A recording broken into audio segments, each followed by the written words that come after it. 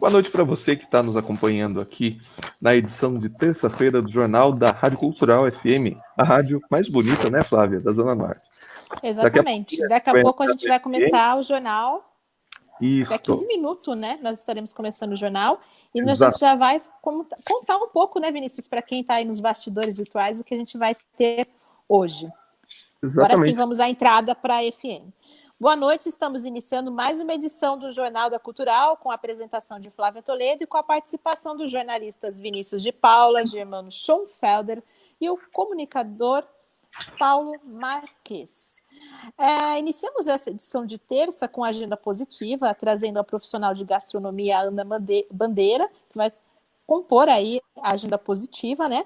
E também falaremos das notícias da semana, com informações atualizadas da nossa cidade e também da Covid-19, o novo coronavírus, né? E para início, vamos fazer um bate de notícias até a Ana voltar, Paulo, pode ser? Sim, vamos lá. Vamos lá. Sobre a situação dos feriados, muita gente está perguntando para nós aqui na redação como vai ficar a situação do feriado em vista que em São Paulo foi aprovado prolongar o feriado a partir de amanhã e vão ser 6 dias de feriado, né? Eles anteciparam o feriado, São Paulo, capital, aprovou isso para que as pessoas pudessem ficar mais tempo em casa. Então eles fizeram essa antecipação dos feriados. Isso vai ser votado em Sorocaba ainda. Tá? A previsão da votação da antecipação dos feriados aqui em Sorocaba, falando local, vai ser no dia 22, sexta-feira. Foi passado para a Câmara fazer essa votação. Então, essas são as informações para quem está perguntando. O feriado prolongado de amanhã vai valer para São Paulo, capital. Sorocaba ainda vai ser decidida as datas e vai ser votado nessa sexta-feira, dia 22, pelos nossos vereadores.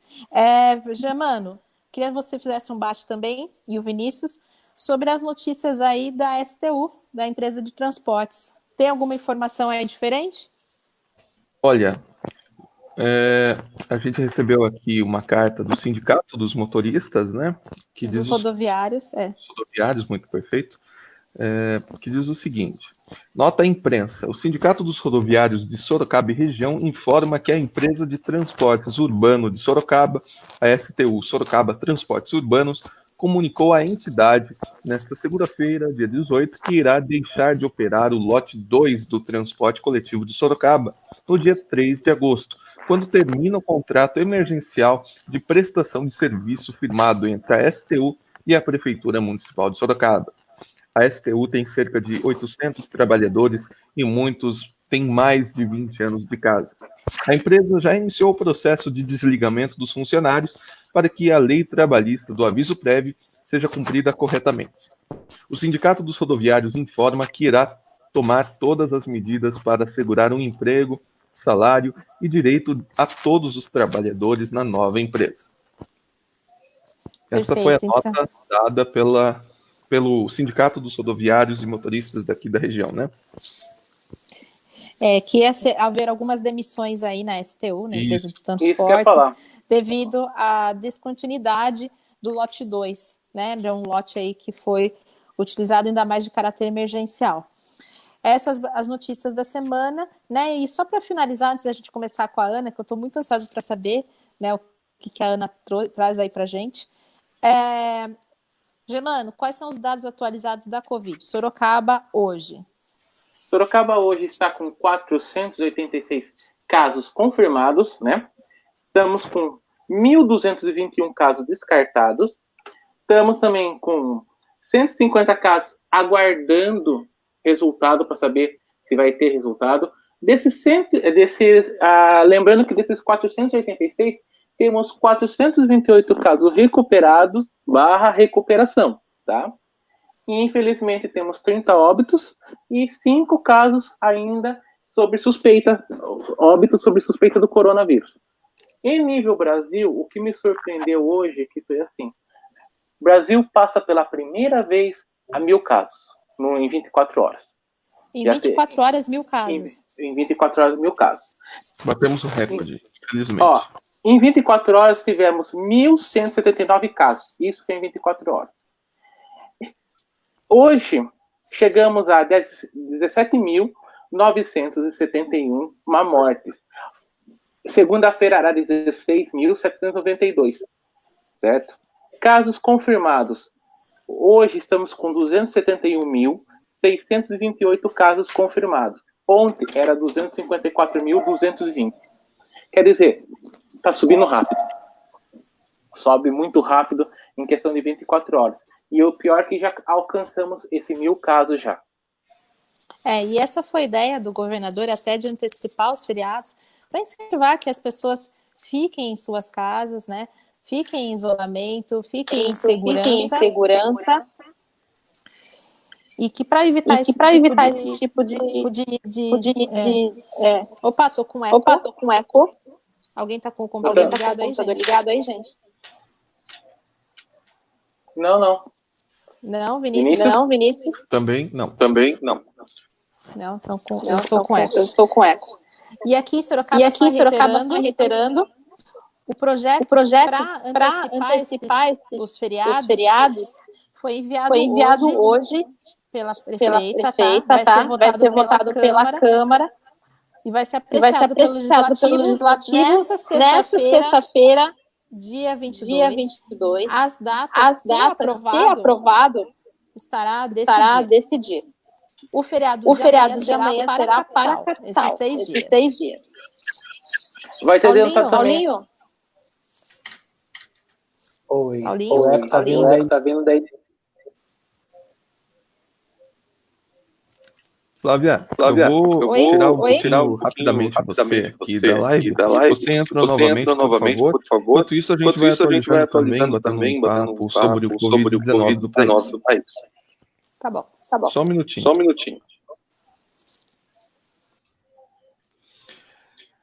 Exatamente, né, pessoal? A situação está um pouco complicada nesse sentido. A Covid-19 vem de uma grande massa de pessoas e cada dia mais recordes batidos nesse ponto. Recordes negativos, né? Exatamente. Vinícius, o eco continua, né? Peraí, eu vou tentar tirar um de cada vez, a gente vai fazendo isso, até ver quem é que está tendo essa situação. Eco. Vamos testando, vamos falando aí, daí a gente consegue ouvir. Uma outra coisa que me chamou a atenção hoje, né? Precisei dar um giro para a cidade e, parece que tá normal a cidade. Tem bastante pessoas andando, trafegando. Eu sei que necessitam, mas eu acho que tá um pouco exagerado. E estavam com máscaras? A maioria estava com máscara, porém, sempre vai ter um ou outro que vai estar sem máscara, e também tem sempre um e o outro que está com máscara no lugar errado. Eu acho que o pescoço e o queixo não precisa, né? Então, tem alguns que estão com máscara no pescoço e no queixo. Alguns pontos da cidade. Hã? Alguns pontos da cidade. A região central. Eu observo. Parece que não está acontecendo nada. Ontem eu estive na região de Brigadeiro Tobias. Muita gente na rua e sem máscara. E até supermercados. Zona Norte. Supermercados anda segurando. Alguns supermercados aqui da Zona Norte anda segurando. O pessoal para entrar com máscara, não pode entrar sem máscara, senão é barrado. Mas mesmo assim, entra, depois dá uma baixada na máscara, deixa o nariz de fora, entra, baixa, ergue de novo, passa algum funcionário, ergue de novo. Tentando dar aquele jeitinho brasileiro. Só que esse jeitinho brasileiro, nesse caso, não é bem-vindo. É complicado. Exatamente. Paulo Marques. Vamos começar com a agenda positiva? Apresenta para os nossos ouvintes a sua convidada de hoje. Vamos lá. A Ana, não sei se ela está aí de novo, Vinícius. Caiu. Você pode pedir para ela entrar novamente? Descobrimos quem é a situação de que estava dando problema. Germano Schumfelder. Germano. Eu vou pedir para ele entrar novamente. Tá um eco. Até mudei, coloquei aqui o fone, eu não gosto de usar isso daqui, mas vai ter que ser desse jeito. Pelo menos assim, eu vi que não vou ficar ouvindo um reverb aqui. Paulinho, conta pra gente um pouco da sua convidada. Bom, enquanto a Ana não chega, Vamos lá. A gente trouxe hoje uma pessoa que fala de coisas muito interessantes relacionadas à alimentação, à cozinha, à culinária, à gastronomia, que eu acho que é o assunto que as pessoas mais gostam de falar, mas muitas vezes elas esquecem que falar de gastronomia, falar de culinária, falar de comida não necessariamente é apenas falar só de cozinha, né? Por trás de tudo isso, ou acima de tudo isso, você tem pessoas, e são pessoas que fazem essas coisas acontecerem, são pessoas que deixam toda essa relação de quem cozinha, de quem compra o alimento, de quem recebe o alimento muito melhor. Então a Ana Bandeira, ela é de São Luís, ela é formada em gastronomia, formada em nutrição, e há muitos anos ela se dedica ao estudo da cozinha brasileira, e ela tem um projeto de pesquisa que ela desenvolve no Instituto Federal lá em Brasília, né? E a ideia era convidá-la para esse momento nosso, de uma maneira positiva, para poder nos contar qual que é essa relação do ato de cozinhar em tempos de distanciamento social, né? A gente tem ouvido que muitas pessoas resgataram a vontade de cozinhar, estão muito felizes, porque descobriram que tem um dom, eu vou fazer um dom entre aspas, porque não necessariamente a gente acredita que isso possa voltar a acontecer, mas nesse momento a gente aproveita o que a gente tem para a gente poder ser feliz. Ana, você está ouvindo a gente agora? Estou ouvindo bem, vocês. Ah, beleza. Mesmo que você não apareça na imagem, eu gosto de ouvir a tua voz, eu acho que isso é mais importante. Então, seja bem-vindo, eu acredito que você tenha ouvido um pouco do que eu falei de você. Se você quiser complementar alguma coisa, sinta-se à vontade. Daqui a pouco eu começo com a chibata. Então, é um tema complicado, né? Boa noite a todos, primeiro. É um tema complicado porque eu realmente não sei se as pessoas estavam a fim de descobrir esse dom, né? Então, eu percebo muita chateação, muita tensão, inclusive, para quem tem que acumular muitas coisas aí dentro de casa, né, como trabalho e filhos e fazer a comida e não saber fazer a comida, mas ao mesmo tempo eu percebo que tem muita gente se voltando aí para conhecer sobre o que os outros faziam, sabe? Uhum. O que a minha diarista fazia, o que a pessoa que trabalhava na minha casa cozinhava, e ao mesmo tempo, quando foram pegos de surpresa, descobriram que não conseguiam fazer nenhum arroz, entende? Na verdade, nesse momento, o que a gente fazia muito rápido, para dar tempo da gente fazer outras coisas na vida, a gente acaba fazendo mais devagar. Eu não tenho mais a obrigação de, por exemplo, ter que correr com a comida, entregar lá na mesa e sair em 15 minutos. Não, pelo contrário, Marquês, os horários, inclusive, eles estão totalmente bagunçados, né? Porque tem famílias que acordam aí meio-dia, tomam um café e vão almoçar às 5 da tarde e vão para a hora do jantar, que seria a hora da ceia. Então, e não necessariamente elas têm uma rotina. Exatamente. É uma rotina, mas é interessante a gente ter isso, né? O que era café da manhã virou almoço, o que era almoço virou lanche, o que era lanche virou ceia, e a gente acaba jantando, seja a hora que for, quando for. Isso, na sua opinião, deixa as pessoas um pouco mais à vontade para poder viver esse momento junto com as pessoas dentro de casa? O que você acha disso? Pelo contrário, pelo contrário. A falta de rotina tem deixado as pessoas mais apreensivas, né? Eu vivo sem rotina, então eu estou vivendo aí há 2 meses sem rotina. Eu costumo brincar que eu tenho trocado a noite pelo dia, então eu durmo durante o dia e passo a noite toda acordada, que é a hora que eu tenho para trabalhar. E na minha casa, por exemplo, uma família de 4 pessoas, nós perdemos totalmente os horários das refeições, das principais refeições. E isso é preocupante, né? Porque a qualquer momento a gente pode sair dessa situação de quarentena e você se pergunta como que a gente vai se readaptar ao que a gente brinca que é o nosso mundo real, né? Porque ou seja, começar tudo de novo. Recomeçar, né? É verdade. Mas, ao mesmo tempo, eu sempre costumo dizer que a hora de comer é uma hora sagrada, né? Então, eu, como professora, eu costumo pedir para os meus alunos que eles realizem pelo menos uma refeição, nem que seja uma vez por semana, com a família. Porque é o momento ali que você tem de conversar, né, de trocar ideia e principalmente de sentir o outro. Eu costumo brincar que eu tenho, aliás, não sou nem eu que costumo dizer, né, um dos meus grandes amigos, Paulo Marquez, ele costuma dizer que eu tenho um perfil de enfeitiçar as pessoas, né? Então, eu acho que é a hora que a gente tem de sentir um pouco como é que o outro está. É uma situação complicada, eu mesmo me emociono várias vezes quando eu não sei como é que vai ser a semana seguinte, né? Mas eu tenho buscado interagir muito com a minha família. E com os meus amigos, né? A gente tem lançado aí uns desafios no Instagram, entre amigos, tenho postado algumas coisas nos grupos dos alunos no WhatsApp, que é a forma que a gente tem de ficar mais próximo ainda que a gente esteja separado. Agora, a comida é um ato de reinvenção, né? Ela se reinventa todos os dias. E isso que é o mais legal quando a gente trabalha com alimentação, é você poder criar coisas que você nem imaginava que era capaz, e ao mesmo tempo de você aproximar aqueles que estão tão longe, entende?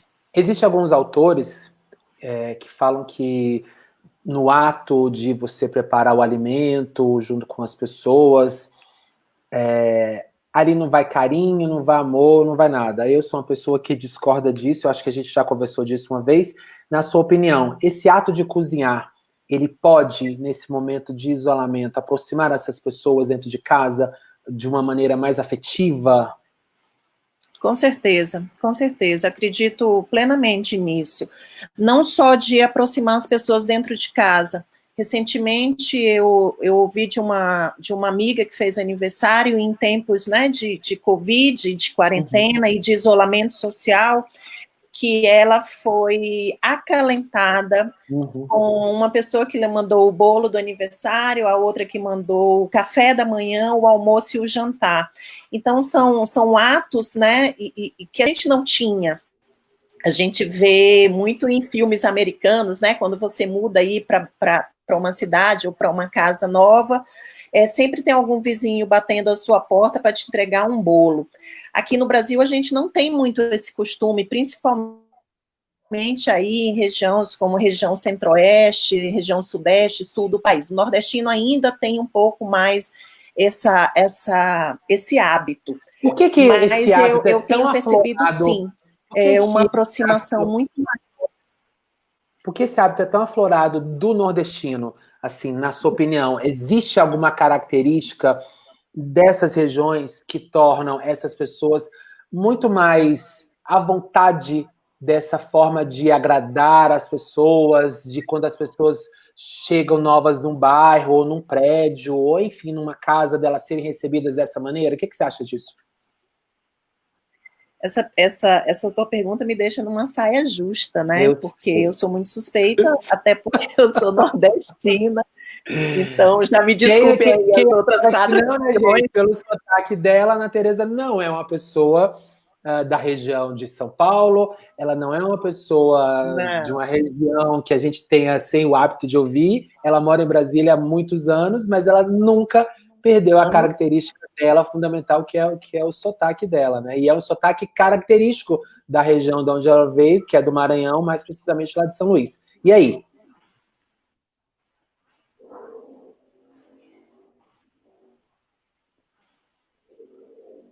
O Luiz, ele tem um sotaque característico, mas que não é tão forte quanto eu gostaria que ele fosse. Mas eu acho que o nordestino... Eu me sinto muito honrada por ser nordestina. Nós viemos de uma história de um sofrimento muito grande, né? Então, o nordestino ele é um povo muito batalhador, onde a escassez de comida é muito grande até hoje, né? Então, o Maranhão, infelizmente, é um dos estados mais pobres que tem no nosso país. Mas mesmo dentro de toda essa situação que a gente vive de extrema pobreza, principalmente em muitos interiores, a gente ainda compartilha, né? Então, o povo nordestino, ele tem essa necessidade de compartilhar o mínimo que ele tem. Então, por isso eu fiz essa ressalva, até por conhecimento, né? Por ter vivido muitos anos vivendo esse tipo de situação e vendo pessoas compartilhando sem ter nada. Então, eu creio que seja por aí. Nesse momento que a gente vive de escassez, a gente tem percebido que algumas pessoas elas têm postado nas redes sociais os preparos delas dentro de casa, do menos que acabou virando mais, e muitas vezes do mais, que é sempre mais, né? Você acredita que a gente que está do outro lado da tela, que é um pouco desfavorecido de conhecimento, ou é desfavorecido de algum tipo de alimento, se sente constrangido, se sente ameaçado quando vê essas imagens, ou isso é mais uma intriga da oposição?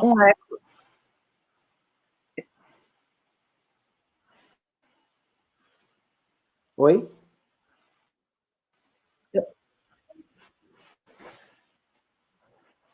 Não, eu não vou conseguir te ouvir, eu estou com um eco do retorno. E agora, melhorou?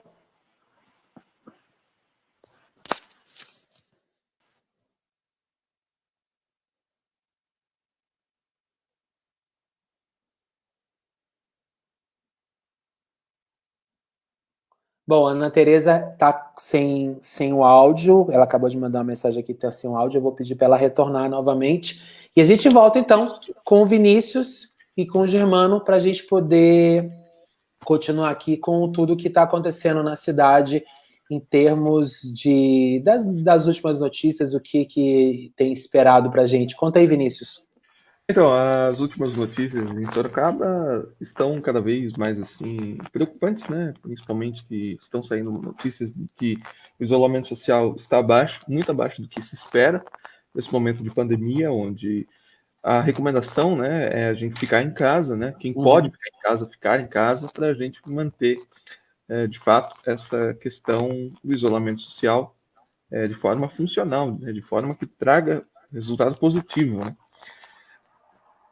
Exatamente, e como estava comentando agora há pouco tempo, o problema é que eu acho que, vamos dizer assim, pelo povo ter ficado um bom tempo, eles estão cansados, e então o que acontece? Eles acabam saindo por uma necessidade de sair, porque você imagina ficar, vamos falar, já são mais de 60 dias de isolamento, né?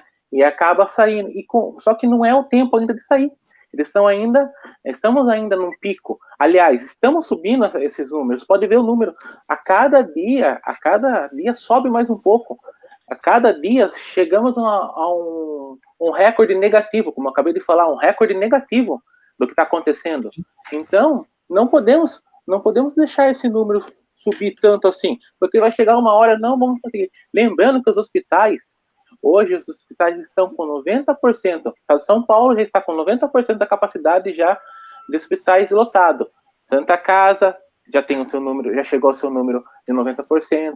Hospital Regional já chegou ao seu número alto também. Então, assim, é um momento de a gente dar uma parada, porque se chegar a 100%, não vai ter como colocar mais pessoas. E aí vai ter muitas mortes, vai ter muita gente desesperada por causa disso. É só ver o que está acontecendo no Amazonas. Eu acho que é realmente um momento da gente refletir, né? A gente tem todas as possibilidades do mundo da gente poder utilizar da menor maneira a informação, de uma maneira clara e inteligente, para que a gente consiga tomar uma decisão. E aí, partindo disso tudo, eu acho que a Ana voltou. Você consegue me ouvir de novo, Ana? Perfeito. Muito bem. Só voltando um pouquinho, eu tinha te perguntado anteriormente, que aí acho que tem muito a ver muito com essa questão de a gente estar se sentindo isolado, né? Eu acho que o isolamento, ele propicia nas pessoas um desejo enorme de fazer coisas que muitas vezes a gente não deve fazer. Eu sempre digo para as pessoas, você não é obrigado a ficar dentro da sua casa. Você pode fazer aquilo que você quiser, mas saiba arcar com as suas consequências. Você pode sair? Pode. Você só não deve sair. E não deve por quê? Porque quanto menos a gente se distanciar das pessoas, se a gente se isolar nesse momento, a gente corre o risco de propagar o coronavírus e com isso a gente diminuir o contágio e fazendo com que as pessoas não desenvolvam a doença Covid-19. Você acha que se nós começássemos a fomentar hábitos mais saudáveis dentro de casa, de fortalecer essa sociabilização dentro de casa, a gente aqui está falando do ato de cozinhar, que a gente percebe que isso junta as pessoas, mas aquela coisa de você ter brincadeiras com os filhos, de você fazer alguma arte terapia, seja bordar, pintar, enfim, isso também pode ajudar as pessoas a ficarem um pouco mais tranquilas, ou até se sentir um pouco mais esperançosas de que isso vai passar e de que nesse momento ela precisa realmente fazer a parte dela ficando em casa, mas de uma maneira que ela se sinta saudável, por exemplo? Tenho absoluta certeza que sim. Eu vou voltar lá na minha fala inicial, onde o mundo foi pego de surpresa, né? Com essa situação que talvez a gente, dentro da nossa existência, a gente nunca pensou que fosse passar. Uhum. Mas eu acredito, Paulo Marques, que foi feito aí um rompimento. Hoje, a sociedade ela tem se voltado para dentro de si. Uhum. Então, ela tem se voltado para a família. Recentemente eu escutei um áudio que me chamou muita atenção, que dizia que a nossa casa era o nosso lugar seguro, eram as nossas trincheiras. E esse vídeo me marcou muito, porque a gente não tem tempo de se alimentar em família, muitas vezes a gente não tem tempo de fazer um alimento que seja mais prazeroso e que tenha um tempo de preparo um pouco maior, porque a gente está dentro de atividade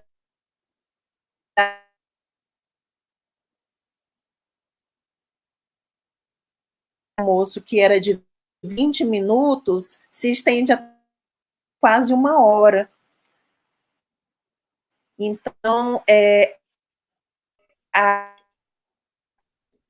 hábitos da época dos nossos avós. Isso que eu acho mais interessante, aonde você vê seus filhos, sem que sejam impostos por você, levantando e tirando a louça da mesa, lavando louça, fazendo preparos, e tu falastes a respeito de descobrir, de se descobrir bordando, né? Então eu tenho sobrinhas do meu marido, por exemplo, que estão bordando, uhum. E que nunca na vida se imaginaria que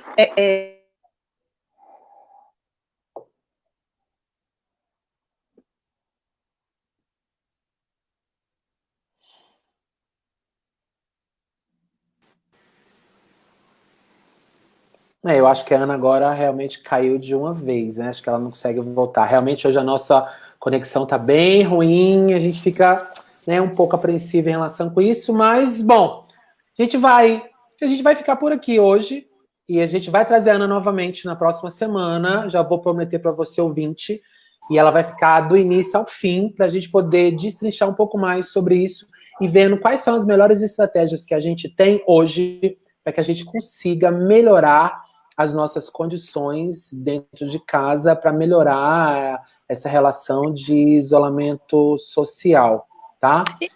Paulo, eu queria só ler antes os comentários dos nossos ouvintes, tá? Eu queria desejar uma boa noite para a Linei. A Linei nunca perde o nosso Jornal de Terça, ela está em todos, e de sexta também, né? Um forte abraço para você, Linei, que é uma ouvinte assídua, que sempre está aqui participando com a gente do jornal. O Fred de Assis, forte abraço, Fred também. O Jô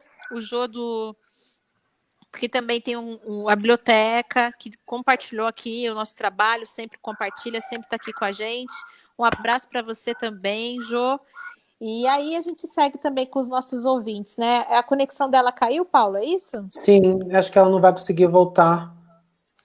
Mas não tem problema, a gente vai trazer ela de novo, até porque eu lembrei de um detalhe. Eu já ouvi falar em São Paulo, de alguns restaurantes de cozinha afetiva. Já ouviu falar de cozinha afetiva? Sim, aquela comida que sim. lembra família, que lembra os avós. Eu achei tão bonito quando eu ouvi falar esse termo, cozinha afetiva, eu ia até conversar isso com ela. Isso é muito legal mesmo. Eu, primeira vez que escuto esse termo. A Ana tá aqui comigo no Instagram. No Instagram não, no WhatsApp. Ela falou que agora caiu de vez, mas ela realmente ouviu sim. Ficou muito feliz porque ela conseguiu contribuir. E ela volta sim, com toda certeza. E a gente pode realmente começar a falar sobre essas questões. A Ana não tá aqui, mas eu vou aproveitar e vou dizer mais ou menos o que eu entendo e percebo de cozinha afetiva. A cozinha afetiva é aquela que nos remete as coisas que nós tivemos, principalmente na nossa infância. É uma memória, e geralmente é uma memória que a gente resgata lá de trás, né? Onde a gente tem cheiros, a gente tem sabores, e realmente isso a gente fala que remete à casa de vó, né? Aquela comida do final de semana, que a gente ia para casa da avó, ou para casa da tia, enfim, que era feito lá no fogão de lenha, com todo o cuidado, todo um preparo para poder alimentar aquela renca de menino, aquele bando de gente da família que esperava aquele dia para estar todo mundo junto, né? E curtindo aquilo tudo. Eu, geralmente, aqui na minha casa, tenho o hábito de fazer comidas que remetem à minha infância, porque eu aprendi a cozinhar com a minha mãe, com as minhas tias, com a mulher do meu pai, e isso é algo da minha família. Todo mundo na minha família cozinha, né? Então, cada um tem uma história com a cozinha. E isso cresceu muito depois que eu conheci a Ana. A gente teve a oportunidade da gente poder trabalhar junto. Ela está aqui. Ela ouviu realmente cozinha afetiva e ela falou que o tema é fantástico, então a gente pode, então já na próxima semana, trabalhar o tema cozinha afetiva. Como que a gente pode transformar os nossos dias por meio desse tipo de comida, né? O que vocês acham? Sim. Eu acho sensacional. E até tem um ponto, Paulo, que eu ia tocar com ela, o sentido assim, muitas famílias estão separadas, né? Então, às vezes, a cozinha afetiva, você ter aquela memória da sua avó que não está perto de você no momento desse. Será que vamos conseguir pôr? Vamos lá. Você consegue voltar, Ana? Na verdade, eu estou aonde? Ela quer saber se ela ainda está aí. Ela tá por aí, Vinícius? Tenta colocar ela de volta. Está dando um pequeno problema aqui de conexão. Eu vou colocar ela novamente. E vai colocar você de novo. Continue novamente. Só um minutinho, por favor. Peraí. Ó, botou a Ana de volta, eu vou sair daqui, tá? Tá. Ana, você consegue ouvir? Consigo. Eu vou deixar. Ok, então é o seguinte. A gente ia até disse que ia encerrar, mas enfim, o que a gente vai fazer então? Eles perguntaram aqui sobre essa questão da cozinha afetiva, a Flávia falou e tudo mais, o Vinícius, acho que ele nunca tinha ouvido, foi o Germano, e eu contei mais ou menos uma coisa aqui, você falou que esse é um tema, né, daquele jeito que a gente gosta. Uma cozinha afetiva hoje, nesse momento de isolamento, deixa as pessoas muito mais saudáveis, e quando eu falo saudáveis não é só em termos de saúde, mas a gente trabalha com saúde mental, a gente trabalha com a questão de se sentir bem dentro de casa nesse momento. É isso ou não? E mais próximas também, né, Paula? Porque, que nem eu falei, às vezes você tá longe da sua avó, mas você fazer aquela comida com o cheiro da casa da avó, né, te traz aquela lembrança, aquela memória. Então, a gente tinha perguntado acerca disso. Ana? Ana? Sim, ruim. Vi. Ela tá muito ruim. Essa conexão é péssima. Gente, isso assim, é porque a Ana tá falando do Planalto Central, né? A conexão, a gente geralmente acha que é melhor, mas não tá, não. Apesar de que aqui em casa também ela já oscilou 2 vezes, eu já tive que mudar as minhas redes aqui. Ela tá ouvindo um eco muito grande lá na casa dela, mas enfim. Vamos tocar então, Flávia? O que a gente ainda tem mais para hoje? E sabe o que eu queria até fazer, Paulo? Antes da gente voltar com esse tema de cozinha afetiva, que eu acho um tema delicioso, em todos os termos, né? Eu queria também fazer uma enquete qualquer dia na página, antes da gente trazer esse tema novamente, para o nosso ouvinte contar o que lembra a comida da família dele, a comida dos avós dele, qual é a cozinha afetiva aí que ele tem na memória, né? O que lembra? O macarrão da avó de domingo? O que lembra? Qual o temperinho? O que lembra de mais especial? O que você acha de a gente fazer uma eu perguntei para Ana, ela falou que agora tá bom. Diga aí, Ana, o que você acha? Uma cozinha afetiva, é interessante a gente descobrir isso do ouvinte, ele contar pra gente? Essa pergunta é para mim ou não, né? É para você. Responde antes que você caia. Responde antes que você caia. Eu vou fechar meu áudio aqui enquanto isso. Sim, é um tema que a gente discute aí ao longo desses meus 12 anos de profissão, porque a comida afetiva, dependendo da linha de pesquisa, ela nem é bem vista. Eu sou suspeita porque eu acho que comida tem que ter afeto. Mas eu já vi muitos alunos se recusando a falar de cozinha afetiva. Então, eu costumo dizer que em algum momento na sua vida que você cozinhou, que não necessariamente te remeta à tua infância, vai ter afeto. Nem que seja agora, você sozinha consigo mesmo. Qual que é a sua comida de afeto? Qual é? A minha comida de afeto é o cuchá. Sem dúvida nenhuma. Explica para as pessoas que estão aqui no interior de São Paulo o que é o cuchá, porque elas realmente não sabem, mas você conta pra gente, depois a gente vai tentar mostrar uma foto um dia, alguma coisa assim. Quem sabe, né? Você faz aí um dia, num vídeo, manda aqui pra gente. Quem sabe faz ao vivo e faz de verdade. Quem sabe, pois é. O cuchá é um prato emblemático do Maranhão, né, especificamente da ilha de São Luís. É como se fosse uma papa, lembra muito a maniçoba do Pará, e é feita com vinagreira, que é conhecida também como azedinha, farinha de mandioca, que dá o engrossado do cuchá, e a farinha de cuchá, que leva gergelim, temperinhos, é um prato diferente.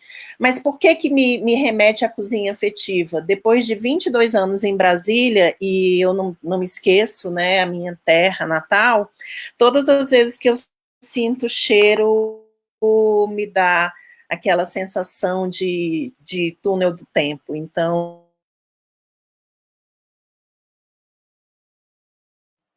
bom, a minha cozinha afetiva, acho que ela remete muito às coisas que foram feitas na minha família em Minas, na minha família de Uberlândia, e uma das coisas que eu aprendi, que eu gosto muito, é fazer comida de uma panela só, né? Então, algo que a gente comia muito na casa dos meus avós. Teu microfone está desligado. Não, agora eu tô falando, eu acho que não sei, tô ouvindo, vocês estão me ouvindo, hein, gente, pelo amor de Deus? Tô okay, ouvindo. Ok. O que me remete muito à minha cozinha de afeto, de infância e tudo mais, era a galinhada, que a gente comia na casa da minha avó, feita na panela de ferro, e como a gente falou, comida feita de uma panela só acaba tendo um gosto melhor. Eu geralmente gosto de fazer o tal do arroz, feijão, carne, tudo numa panela só, que em vários lugares do Brasil tem nomes diferentes, né? E me corrija se eu estiver errado, porque de repente eu me empolgo e começo a falar assim, não é bem por aí não, né? Mas eu acho que cada um vai trazendo, né, esse resgate de casa. Acho que a Flávia também deve ter a dela, o Germano, o Vinícius, cada um de nós tem alguma coisa. Apesar de que o Vinícius é suspeito, eu acho que aqui a comida dele de afeto deve ser aquela que começa a comer e termina com nojo, né? Enfim. Eu gosto muito de miojo, mas eu gosto mais de lasanha, cara. Eu amo lasanha. Lasanha, legal.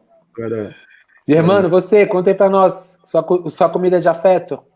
Puta, tava lembrando, na hora que vocês começaram a falar, eu lembrei daquele viradinho de feijão que minha avó sabia fazer. Nossa, colocava, nossa, com aqueles pedacinhos de bacon no meio, nossa, que delícia. Na hora que eu tava aqui viajando. Flávia, sabe? você. Flávia? Acho que é Flávia. Flávia deve estar lá na cozinha, com certeza ela já foi fazer alguma coisa lá, né? Bom, Ana, você ainda tá aí? Tô aqui. Inclusive, o Germano falou uma coisa que é muito engraçada. Quando a gente começa a falar de cozinha afetiva, Germano, me corrige se eu tiver feito uma leitura errada, você sente, né, os sabores, é como se você fosse puxado de volta no tempo, né? Então a gente deixa de ser adulto e volta a ser o adolescente, a criança, volta para aquela época, né, que você foi tão feliz em um determinado momento. É essa comida afetiva que a gente fala, né, a comida que aproxima, que traz de volta, muitas vezes traz de volta até pessoas que já se foram, né, que a gente ama ainda, obviamente, mas é dessa comida afetiva que a gente fala. Falar em cozinha afetiva, eu acho que quero mandar um beijo. Exatamente isso. Quero mandar um beijo para uma pessoa que adora o nosso programa e tem ouvido a gente, né? Que é a dona Linei, e ela deixou lá, né? Ela deixou uma mensagem lá no nosso Facebook contando que, quanto ao isolamento, antes da dificuldade de ficar em casa, temos a questão de disseminação de discurso e notícias negativas.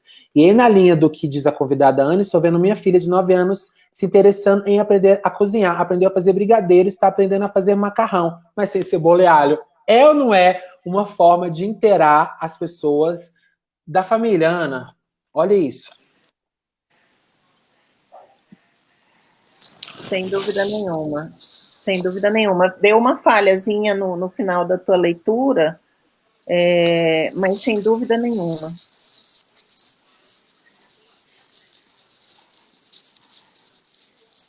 Teu microfone está fechado. Valeu. Agora sim. Até a próxima semana, quando você vai voltar aqui, a gente vai trabalhar essa temática. Eu acho que isso é interessante, a gente trabalhar em outras vertentes. Qual que é a dica dessa semana que você dá para que as pessoas consigam melhorar o seu distanciamento social ou minimizar esse distanciamento estando em casa por meio da cozinha? Isso não inclui apenas cozinhar, tá? Que eu acho que é estar na cozinha. Não inclui. Eu acho que um café, né, que você passe já aproxima as pessoas.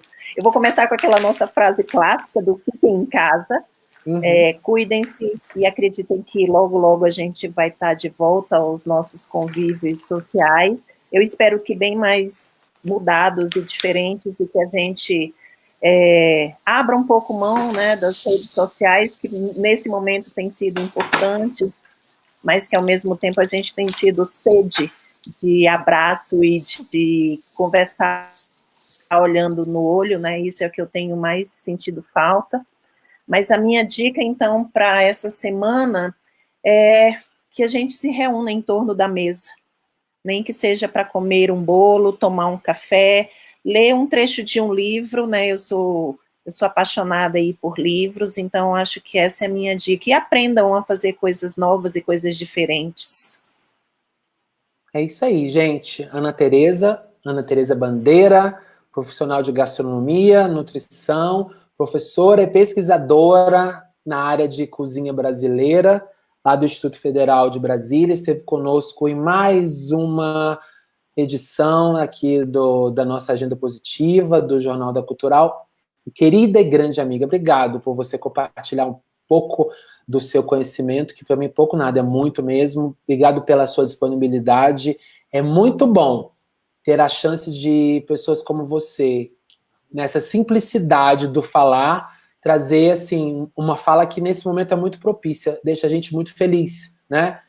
Tirou um tempo daí da sua família, das suas meninas, para estar aqui conosco e deixando essas palavras para deixar as pessoas um pouco mais confortáveis, né? A gente sabe que o quão bom é ter pessoas que se colocam de uma maneira positiva para poder ajudar um pouco da vida das outras. Obrigado mesmo, coração. Eu que agradeço, Germano, Flávia, Vinícius e principalmente Paulo Marques, né? Que é um prazer enorme compartilhar os nossos temas aí de décadas, né? E recebam o meu abraço, sintam-se acalentados, que já passa, tudo passa.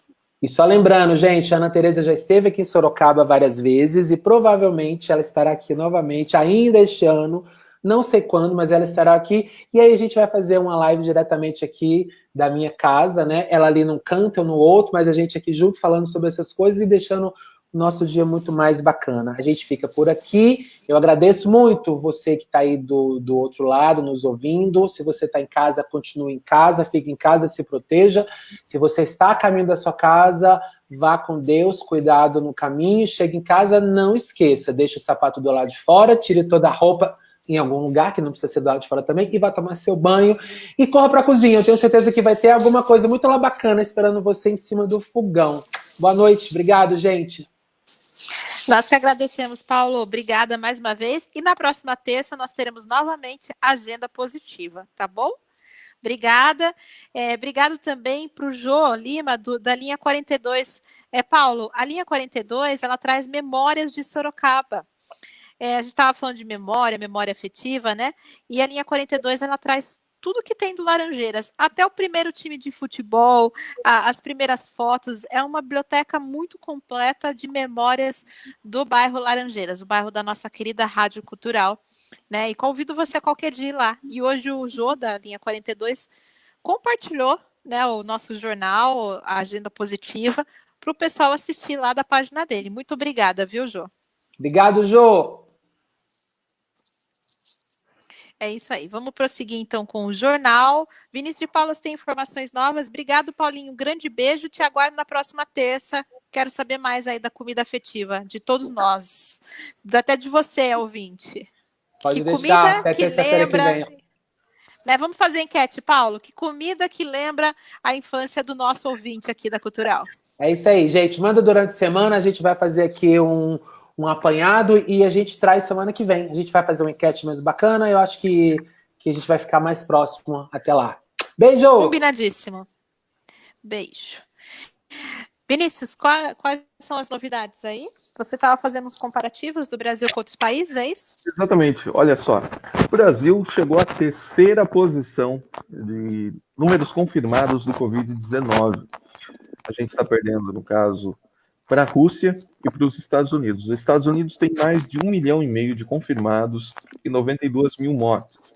A Rússia, 299.941 pessoas confirmadas com confirmadas, tendo 2.837 mortes.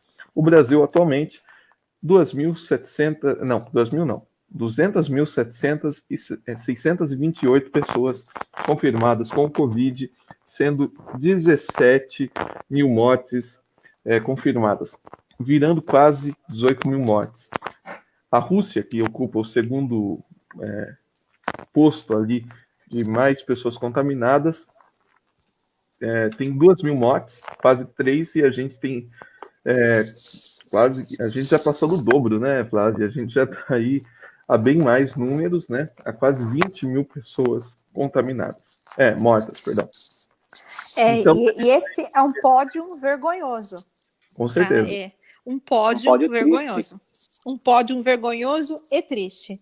Não é um pódio para a gente se vangloriar de forma alguma. Eu preferia quando o Ayrton Senna ganhava, hein? Esse pódio, sim.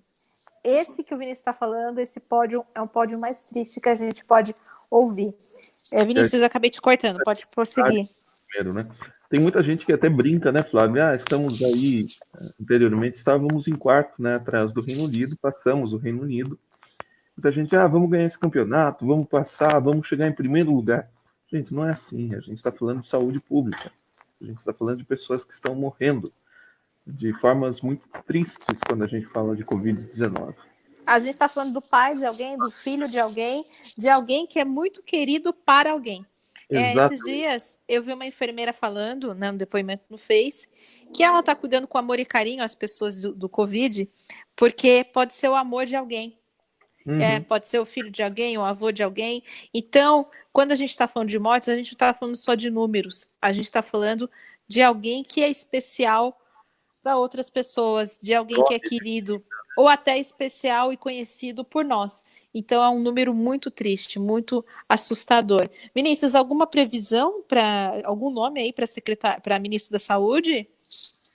Olha, um que se comenta nesse caso, né, o ministro da Saúde atual é o interino, né, que é o...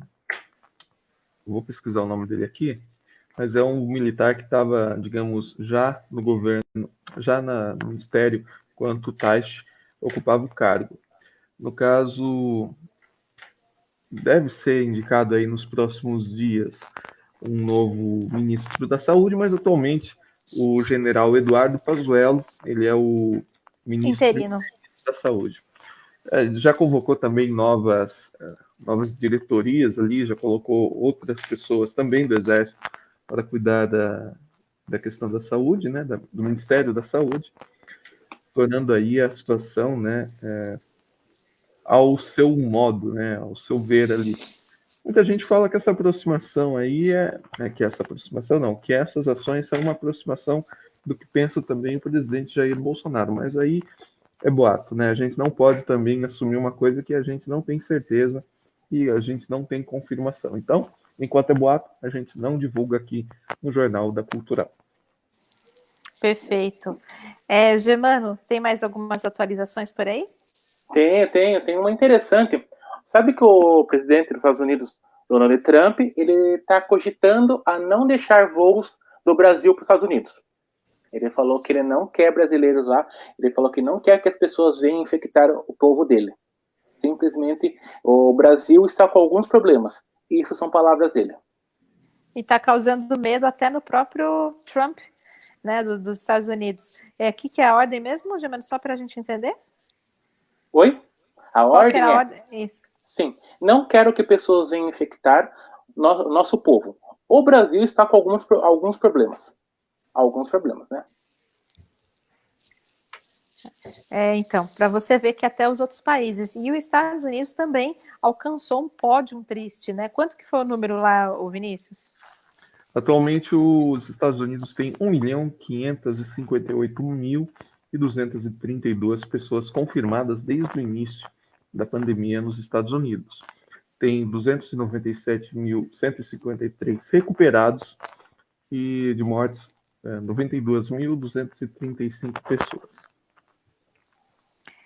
Perfeito. Pode Oi? falar, Pode falar. Pode Não, falar. eu ia falar que um outro giro que nem nós comentamos na sexta-feira que os Estados Unidos ia liberar o esporte, né, a NASCAR, que ia voltar e tudo mais, e de fato voltou com toda a força, só que com protocolos diferentes, né? O protocolo dele foi completamente diferente de uma corrida normal. Primeira coisa, não teve público algum.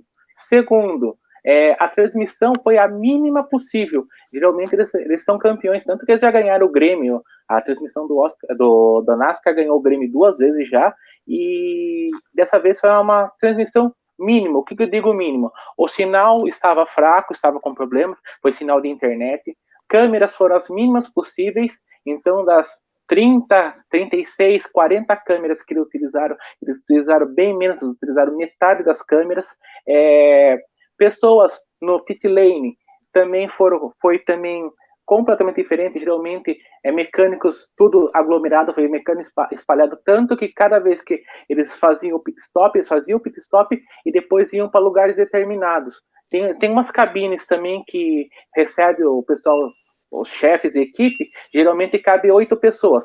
Nesse dia só tinha 2 pessoas cada cabine. Então foi completamente uma reviravolta, foi um jeito novo de eles estão utilizando, esse é o padrão, tanto até agora são 8h55, 9h30, vai passar uma outra corrida ao vivo que eles vão tentar adiantar o calendário, então vai ter corrida hoje, amanhã, daí eu preciso confirmar se é quinta ou sexta-feira, e domingo já tem corrida de novo, daí vai fazer sexta, sábado e domingo com corrida. Então, assim, eles estão tentando adiantar o calendário, tentando chegar ao calendário nos dias atuais. Então, assim, a NASCAR voltando com tudo mesmo, né? Perfeito. Há também uma outra informação, a gente saindo um pouco aí dos esportes, né? E falando novamente da situação do Covid, vamos entrar no assunto do auxílio emergencial. A Caixa iniciou hoje uma nova etapa de pagamentos da primeira parcela. Então, o que acontece? Tem um pessoal que vai receber aí, primeira parcela ainda, eles já começaram a pagar hoje, e tem um calendário, que eu vou deixar até aqui já, sobre esse calendário. No dia 19 de maio, vai receber a primeira parcela o pessoal que nasceu em janeiro. Dia 20 de maio, o pessoal que nasceu em fevereiro. 21 de maio, nascidos em março. 22 de maio, nascidos em abril. 23 de maio, que é um sábado, vai funcionar, os nascidos em maio, junho e julho. Dia 25 de maio, para receber essa primeira parcela. A outra remessa que ainda não recebeu, né? E está recebendo agora. Dia 25 de maio é o pessoal que nasceu em agosto. 26 de maio, setembro. 27 de maio, outubro. 28 de maio, novembro. E 29 de maio, dezembro. Eu vou deixar essa tabela disponível aí na página Ouvinte Sorocaba, que é o portal de notícias da Rádio Cultural, que eu acho melhor para apreciação, né, e conhecimento do público. Então, uma nova remessa vai receber a primeira parcela, e essa remessa começou hoje e vai seguir esse calendário. Lembrando também que na capital não vai ter o fechamento das agências, mesmo com o prolongamento do feriado desses 6 dias, vai funcionar novamente na capital. E em Sorocaba também vai estar funcionando as agências da Caixa, inclusive no sábado 23. Tá? Essas informações que nós recebemos da Caixa Econômica Federal. Certo. Vini? E o que? Vinícius? Não, estou aqui. Tem mais alguma informação, Vinícius, para a gente finalizar essa edição? Olha, no momento, a grande tensão nesse sentido, falando de política um pouquinho, gira em torno do depoimento que o Marinho dará amanhã à Polícia Federal, em relação às questões do Rio de Janeiro. Em relação ao Covid-19, o próximo ministro vai ser anunciado nos próximos dias, se vai continuar o Pazuello ou se vai entrar outro também, se manterá nos próximos dias essa informação. Até lá, a gente vai trazendo informações também, quando for o caso. A gente entra também notificando você que está nos assistindo, né, nos ouvindo, no nosso perfil Ouvinte Sorocaba, para você acompanhar também e não perder nada. Perfeito. E assim finalizamos mais uma edição do Jornal da Cultural. Voltamos na sexta-feira com a edição extra. Sexta-feira a gente vai falar um pouco sobre negócios. Você que é microempreendedor, quer ver de maneira criativa como mudar as contingências do seu negócio, nós vamos trazer uma pessoa que está empreendendo de maneira diferente. Vinícius, quem é o nosso convidado de sexta? Nosso convidado sexta-feira é o Paulinho Carvalho, do bar Little Paul, ali na Mascarenhas Camelo, que vai trazer mais informações para a gente de como ele se adaptou a essa questão da pandemia, como que ele continua trabalhando ali, entregando seu serviço, né, prestando seu serviço, agora entregando lanches, espetinhos e também cervejas às pessoas que sempre consumiram ali e nesse momento não estão deixando de ajudar. Perfeitamente. Nós vamos trazer esse convidado e sexta-feira teremos mais informações. Obrigada, Vinícius. Obrigado, Germano. Obrigado a todos vocês que participaram aqui com a gente no Jornada Cultural. E até sexta-feira. Até. Até mais.